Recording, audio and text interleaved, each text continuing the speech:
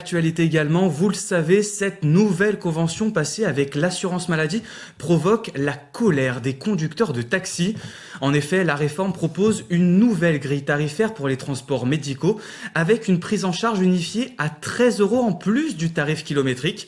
Une grille conçue pour dissuader les retours à vide et pour économiser pas moins de 300 millions d'euros en 3 ans. Mais pour les chauffeurs, vous allez le voir, la réalité au quotidien est tout autre. Romain Hubert. Ambulatoire aujourd'hui, c'est ça? Je devrais sortir en fin de journée? Devant la polyclinique Bordeaux-Nord, les places de taxi vides se font remarquer. Le transport de patients représente pour les chauffeurs 50% de leur chiffre d'affaires et la menace de cette nouvelle convention passée avec l'assurance maladie inquiète ces professionnels. J'ai peur. J'ai peur. Aujourd'hui, la question, c'est qu'est-ce que je vais faire le 1er octobre si cette réforme passe. Pour vous donner une ordre d'idée, on a 60% de charges à peu près, tous les mois. Et il nous reste 40% pour le salaire, le gasoil, les assurances, etc. Si on m'enlève ces 40%, j'aurai plus rien pour me payer un salaire, ni pour mettre le carburant. Si moi je ferme ma société au 1er octobre, c'est 250 personnes qui n'iront plus en soins.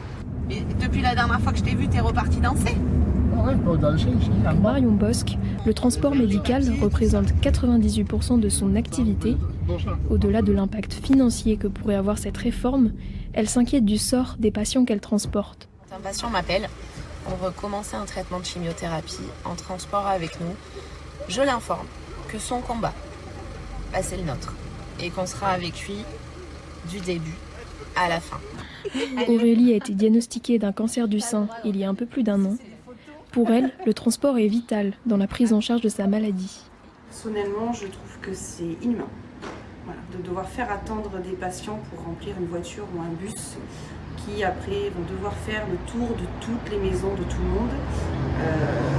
Je crois qu'ils ne se rendent pas compte qu'après la chimio, on a juste envie de rentrer et de se reposer, mais pas d'attendre dans une voiture.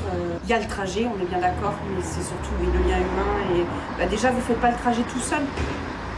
C'est quand même pas très drôle d'aller toutes les semaines en chimio, tous les jours en rayon, c'est tous les jours les rayons.